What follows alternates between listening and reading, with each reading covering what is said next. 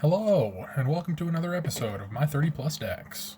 Today I'm going to be showing off one that is, I guess got a pre of it a couple of times now. This is Leinore, Autumn Sovereign.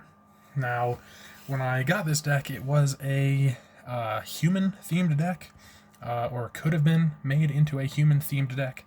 The backup commander, which is still in the deck, is Kyler. I can't remember his full name, but he's something along the lines of whenever another human enters, he gets a counter, and humans you control get +1/+1 for each 1/1 counter on him. So you could pretty much just buff Kyler and then make all of your humans huge. This one is a bit more of a Coven deck. So Coven is at the beginning of combat on my turn. Effectively, if I control this is specifically my commander's Coven. At the beginning of combat on my turn, I put a 1/1 counter on target creature I control. Then, if I control 3 or more creatures with different powers, I draw a card. And Coven is pretty much that. If I control 3 or more creatures with different powers, something happens. And Leinore is very good at making that happen. This deck, just as a whole, is not... It is more of a Coven deck than anything. It's more trying to go wide rather than trying to go tall. And all in all, it's a pretty standard, maybe not standard, but very powerful green-white deck. I have a bunch of good cards in here. A number of cards that just benefit from having 1/1 counters or being bigger, and Leinore is just consistently making that happen. I'll just get right into it. I've got my hand already drawn, and I think I'm ready to go. So let's start. Turn 1. Draw.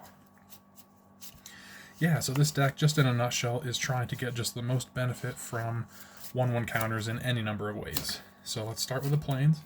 Let's go turn 2, draw. I will play a forest. I will go green and 1 for Gyre Sage. This one's a perfect example. It's a 1/2 with Evolve. So if another creature with power or toughness greater than Gyre Sage enters, I put a single 1/1 counter on Gyre Sage, and it taps for a green equal to the number of 1/1 counters on Gyre Sage. So if Leinore is out, well, first off, it might trigger Evolve. And then when I move to combat, that'll be another counter, and then Gyre Sage can already tap for 2 as soon as that happens. So let's see what I can do. But right now, it can only tap for green equal to the number of counters on it. It doesn't have any right now, so it cannot right away tap for green. That's going to be land for turn. Otherwise, I'd be able to get Leinore out right now. Sadly, not yet. And I'm kind of playing this game on the edge. I just need one more land. Or mana source. Okay. 1, 2, 3, 4, 5, 6, 7. I did not get it, so sadly, no Leinore turn 4. Let's go to turn 5. Okay. I guess that's something. I'll tap 3 for a Lifecrafter's Bestiary. 1, 2, 3, 4, 5, 6, 7 cards still in my hand. I guess that's not really a land, but when I go to turn 6, I can go untap, upkeep. That's not a land. Then I can draw and hope that that's a land. It is. But when it enters, I have to reveal a forest or plains. Since I can't, it enters tapped, so it is a bit of a shame. Dang. That's going to have to be turn 7. This was not quite what I was expecting. Not quite what I was hoping for. Very much a slow hand. But that's okay. Let's go 1, 2, 3, 4 to cast Leinore. When she enters, that's going to be a Gyre Sage getting a counter for Evolve. I'll move to combat. I get another counter on Gyre Sage. And you know what? I didn't do it, but I could have done it. Let's just tap this green because of Leinore being cast. I will draw a card from Lifecrafter's Bestiary. I might have to discard because of that. 1, 2, 3, 4, 5, 6, 7, 8. That's alright. I really don't need a number of things. Let's go with this X cost. When it enters with a number of 1/1 counters on it equal to the amount of mana spent to cast it, so it would enter with however much X is plus 2. Then I could remove a 1/1 counter from it to prevent all damage that would be dealt this turn to another target creature with 1/1 counter on it. So that's very good in this deck. But I don't need it. It's not a need. Let's go to that next game, sadly, because that was kind of a slow game.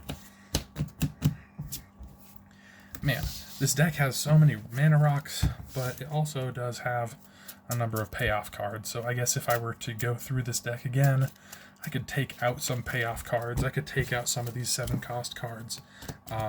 They're not needs, but when I have the mana, which this deck sometimes just has too much mana, which is kind of why those expensive cards are in the deck in the first place. This deck is very good at just getting too much mana. Leinore and Gyre Sage is just one decent example of mana potentially getting out of control. Not completely out of control. It's not infinite mana, but it's definitely consistently getting bigger. 2, 3, 4, 5, 6, 7. I like this hand. Let's try it. I got that Fortified Village again. The only things that I'm seeing is it's that one I could cast for cheaper. That's a 7-cost, 6-cost, 6-cost. So we'll still go for it. Let's go turn 1. I have so many tokens in this deck. This deck came with so many tokens as it is. Turn 1. Draw. Very cool. That's awesome. Fortified Village, I will reveal a Plains, it enters untapped. Go to turn 2. Draw. There's that Plains that I just revealed. Let's go to turn 3. And draw. That's a Forest as my land for turn. I could technically go with Mikaeus the Lunarch for 2. Just to do something. And I think that's actually not a bad idea. So let's just go Mikaeus the Lunarch for 2. Enters with 2 1/1 counters. I can tap to put a 1/1 counter on him, or tap to remove a 1/1 counter from him, put a 1/1 counter on each other creature I control. He's a great one. Go to turn 4. On tap. Upkeep. Draw. Land for turn. Tapping 4. Leinore. Combat. I will put another 1/1 counter on Mikaeus. I will pass my turn. And before it actually comes back to me, I will tap him again and put a 1/1 counter on him. Now let's untap. Upkeep. Nothing. Draw. Now at this point, I might actually be able to get out a creature that would give me Coven. So let's go for it.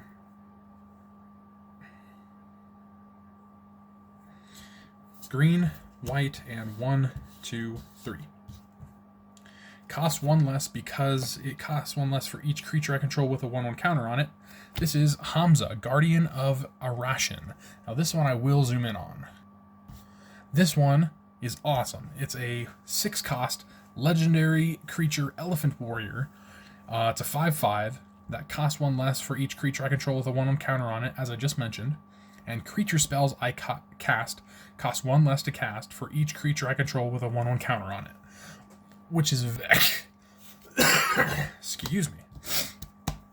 So now I can do something like go to combat, and Leinore will put a 1/1 counter. No. How about this? I will tap Mikaeus, removing a 1/1 counter, and I will put a 1/1 counter on each other creature I control. And then, combat trigger for Leinore. I will put a 1/1 counter on Mikaeus. Now I have a 1 power, a 4 power, and a 6 power creature. I draw a card because I now have Coven. This is more how the deck is supposed to go, in my mind. So this is perfect for a turn 5. Let's go to turn 6. Untap.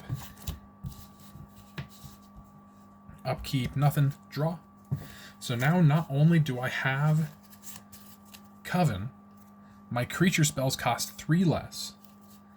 I can play this Sungrass Prairie as my land for turn. I have to tap 1 and it to tap for a green and a white. But just in general, I think I'm going to do this.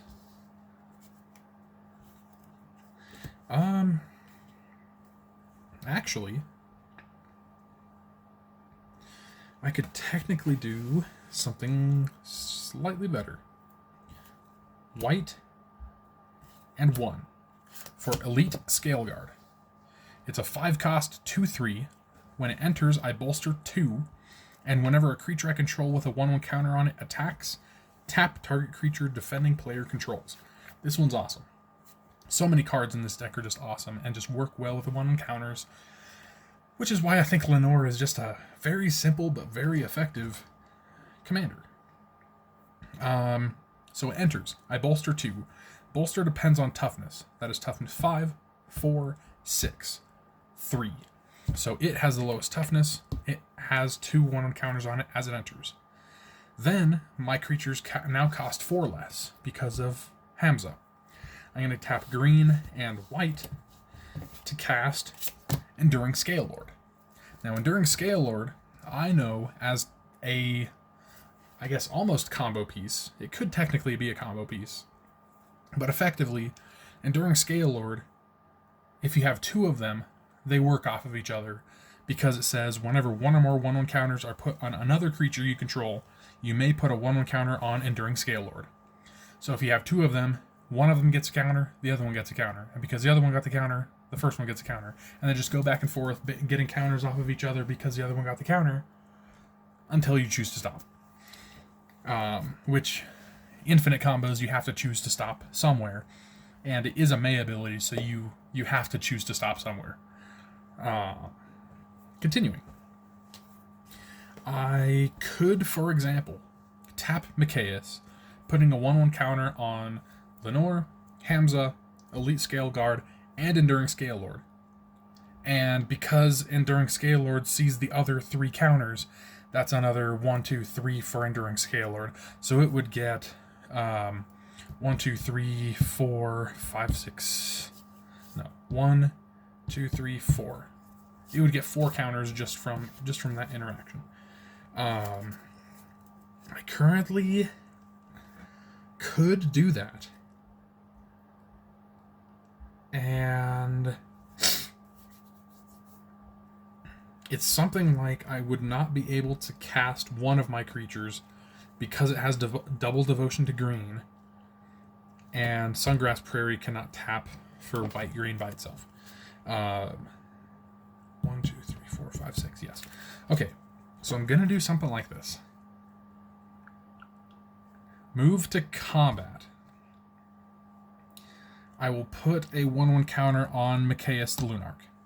Because he gets a 1/1 counter, I will put a 1/1 counter on Enduring Scale Lord. I could absolutely attack. I'm just not going to for tapping purposes. Whatever. I could absolutely attack because that taps down. If I attacked the same person with these 4 creatures, that would tap 4 of their creatures. But I'm not going to do that. I'm just going to keep on moving to second main phase. 1, 2, 3, 4, 5 costs less. So I'm going to tap Fortified Village for 1 to tap Sungrass Prairie for a green and a white. So since it costs 5 less, that's technically 6 and a green for Somberwald Beastmaster. When he enters the battlefield, I create a 2/2 green wolf, a 3/3 beast, and a 4/4 beast. 3/3 beast, 4/4 beast. Man, this game has so many tokens. There's another one that makes me elephants and snakes. Another one makes me, I don't know, centaurs and... I don't even know. This one makes me wolf, beast, beast. And then it has a static ability of creature tokens I control have death touch. So these 3 now have death touch. Somberwald Beastmaster is just awesome. And I have already attacked, technically. This is my second main phase because of combat triggers. I will move to my final turn, and before it officially comes back to me, I will tap Mikaeus the Lunarch, remove a 1/1 counter from him, and that is 1 counter on each other creature I control. So 1 counter on Leinore means 1 counter on Enduring Scale Lord. 1 counter on this beast, another counter on Enduring Scale Lord. Counter on this beast, counter on Enduring Scale Lord. Wolf, Scalelord. Where are my dice? There we go. Somberwald Beastmaster gets a counter. Scalelord does. Hamza gets a counter. So does Scalelord. Elite Scaleguard gets its third counter. And Enduring Scalelord gets its 8th counter. And then Enduring Scalelord gets its counter. So now Enduring Scalelord, it has 9 counters. So it is a 13/13 flying. And the rest of my creatures are just big. Now, I move to my final turn of this second game. Man, that first game went so quick. And now this game, you see more or less what I'm trying to do. Untap, upkeep, draw. So now, as far as land for turn, I have a forest or a Myriad Landscape I could play. Myriad Landscape enters tapped, so I couldn't use it. But truth be told, I don't think that I'd even need to use it. That is a Zapandrel, Hunger Dominus, which costs 1, 2, 3, 4, 5, 6, 7, 8, 9 generic less, but it's only a 5 generic and 2 green. So I can just tap 2 green, and here is Zapandrel, Hunger Dominus. He is a legendary creature. At the beginning of each combat, which is awesome, double the power and toughness of each creature I control until the end of turn. And for 2 Phyrexian green, so I could either pay 2 green or pay 4 life, or 2 life and 0 green, or any whatever combination. Sacrifice 2 other creatures and put an indestructible counter on Zapandrel Hunger Dominus to make him much more difficult to get rid of. Then I can go ahead and go white, and 2, and cast Citadel Siege. This is an enchantment that gives, gives me 2 choices. I can either put choose cons. At the beginning of combat, I put 2 1/1 counters on target creature I control. Or I could choose dragons. At the beginning of combat on each opponent's turn, tap target creature that player controls. Now, I personally choose cons because I prefer 1/1 counters, a big surprise. I think that I will do something like at the beginning of combat, I have 3 triggers. First, I will go Citadel Siege, and I will put 2 1/1 counters on Zapandrel. Enduring Scalelord will see this, so he gets his 10th counter, making him a 14/14 flyer. And then I will go with Leinore. And I will put another 1/1 counter on Mikaeus, which also puts another 1/1 counter on Enduring Scalelord, which is its 11th counter, making it a 15/15 flyer. Leinore then sees that. I draw a card since I have Coven. And then the third thing happens. Zapandrel. At the beginning of each combat, double the power and toughness of each creature I control until the end of turn. It is a summoning sickness creature, so I guess this one's a 10 power, or this one's it's power and toughness. This one's a 10/10, an 8/8, a 6/6. This one's a 4/12, a 10/10, a 4/4, a 14/14. A 10/12, and this one is a 30/30 flying. That's pretty dang consistent with Zapandrel's ability. Yeah, that's going to be the end of this second game. And just as far as my hand goes, you already knew that I had a couple lands. Victory's Envoy was what I just drew into with Leinore. At the beginning of my upkeep, I put a 1/1 counter on each other creature I control, which you could understand at this point. That could be pretty powerful, especially with Enduring Scalelord on the battlefield. That's a lot of 1/1 counters that he gets. Sweet. Let us go on to this third test game. That'll just be something like that. This one will be a little bit more. Something like that.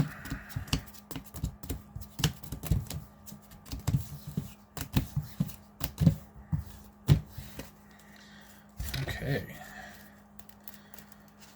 I used to have token doublers in this deck, but I actually decided to move those into, I believe, my Kadira, Caller of the Small deck. She has my token doublers. Balin has infinite combos for tokens. And this one, I just made more 1/1 counter focused. Almost everything in the deck refers to or gives more or benefits from 1/1 counters.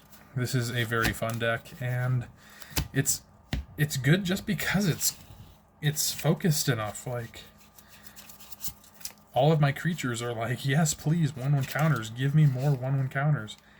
And I say, okay. I like this hand. This one's a good one.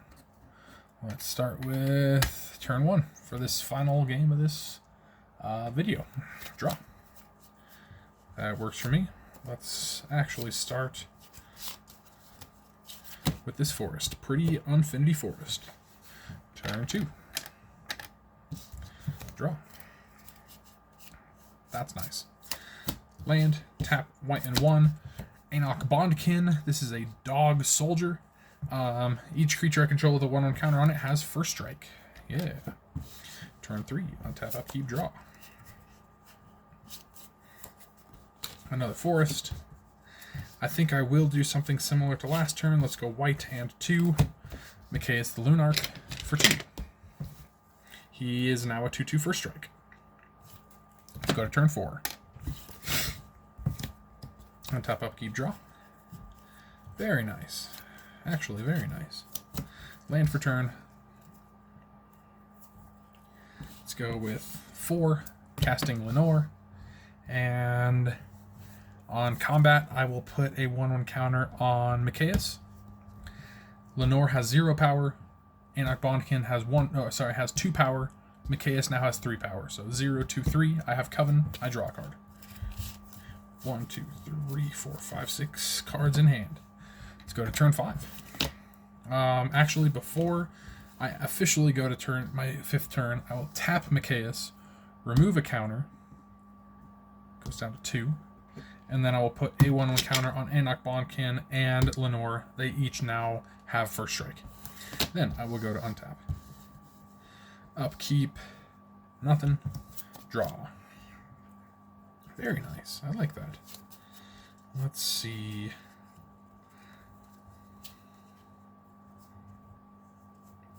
Let's go with, let me do a little bit of quick math. That would be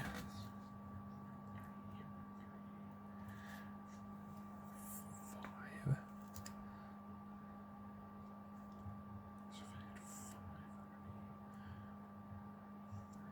Cool.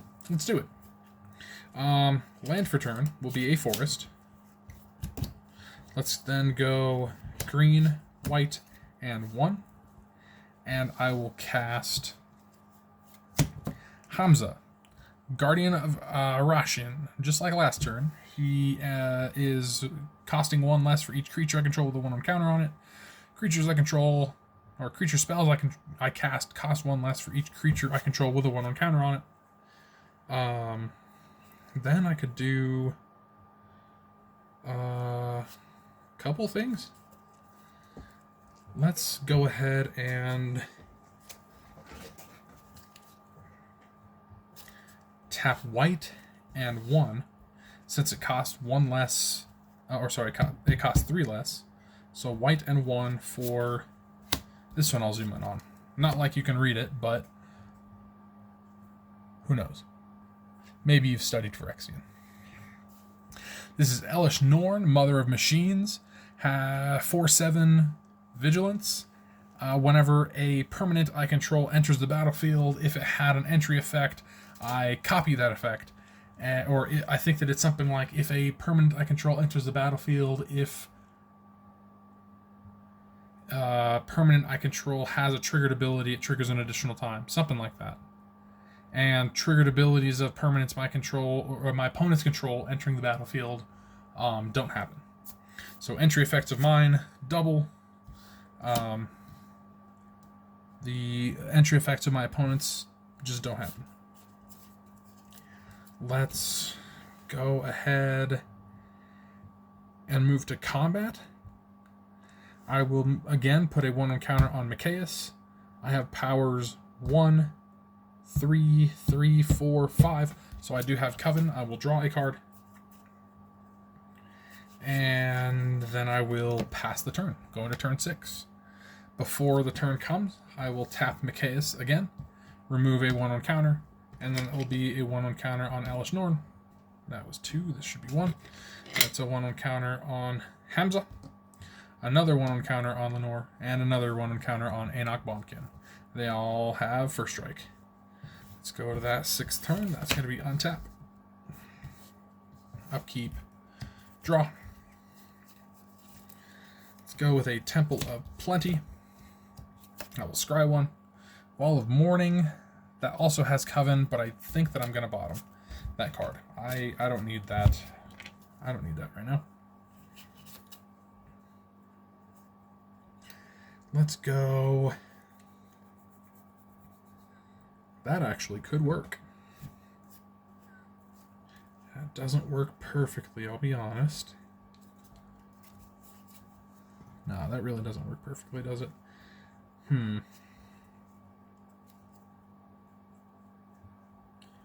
Which means that I could do something slightly different. Let's do that. White, white, and 3. To cast Blessed Sanctuary. I just realized that I didn't zoom back out, but this is fine because I really didn't do much. Blessed Sanctuary. Prevent all non-combat damage that would be dealt to me and creatures I control, and whenever a non-token creature enters the battlefield under my control, I create a 2/2 white unicorn creature token. So let's do... There we go, just back like that. Let's go to combat. Counter on Mikaeus. That's powers 3, 4, 5, 2, 6.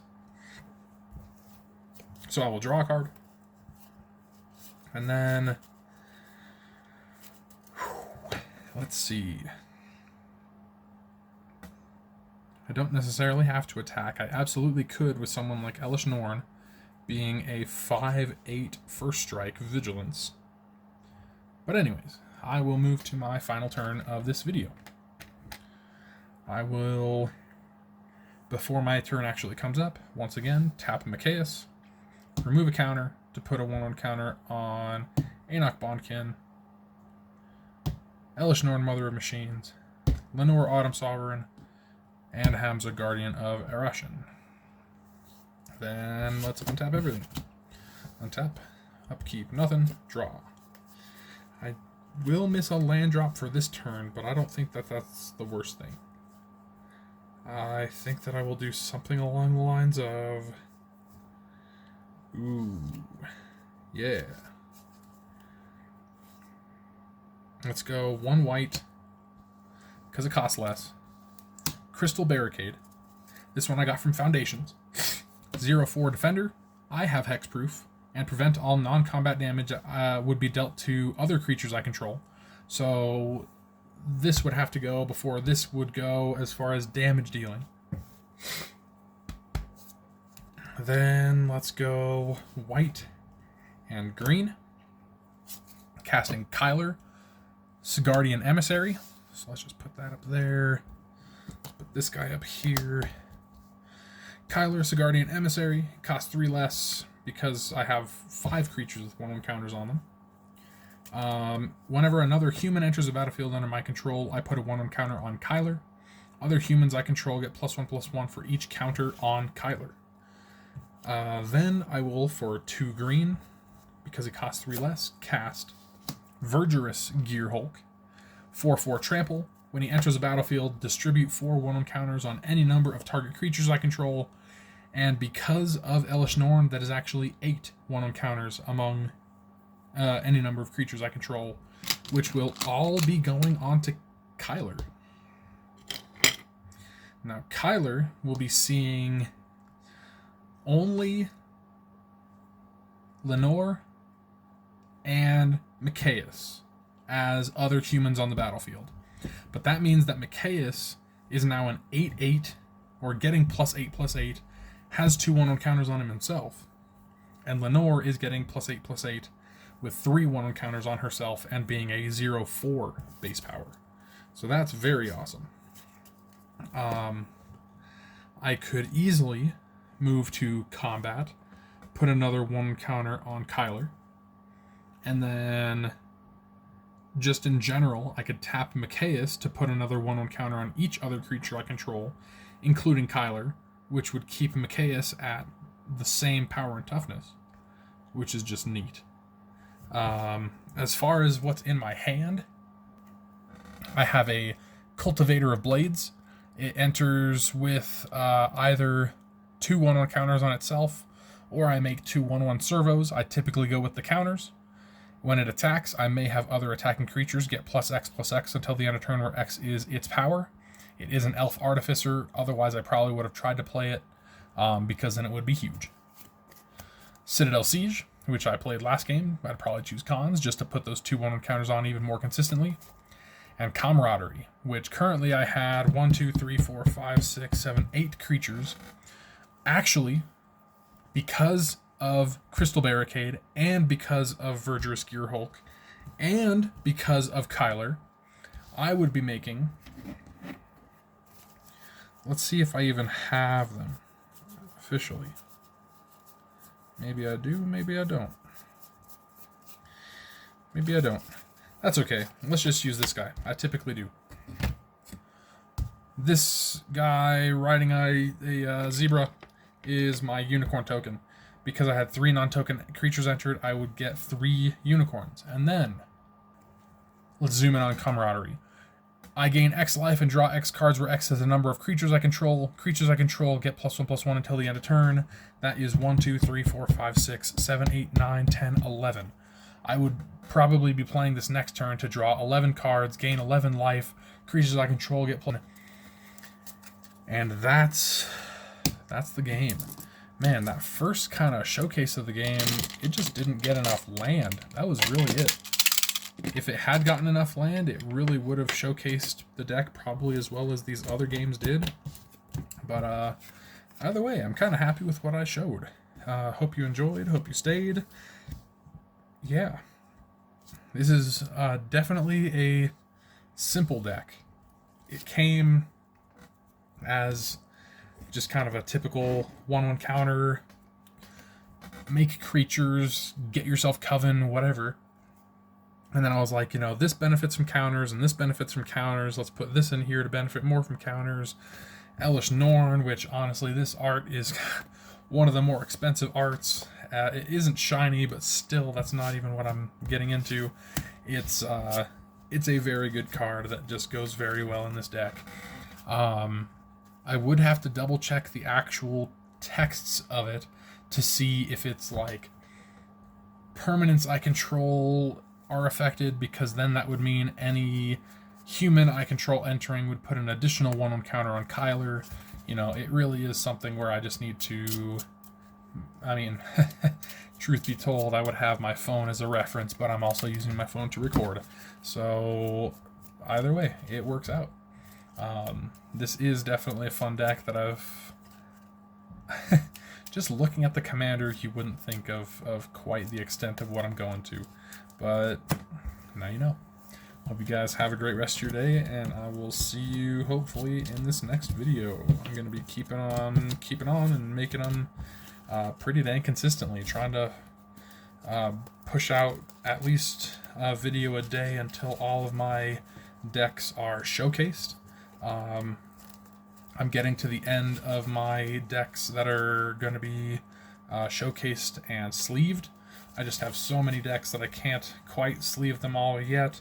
And then even if I could sleeve them all, I don't quite have the storage for that many sleeved decks. So it's a process. I'm working through it. And just because they're not sleeved does not mean they're not good. I will say that right now. I got a couple of fun ones coming up. I got Lumra, Belle of the Woods. I got a Muriel Shield of Argive. And I've got Volo Itinerant Scholar. That's probably one of my most gimmicky decks, and I'm really excited to show them off to you guys. Hope to see you then, and hope you have a great rest of your day. Bye.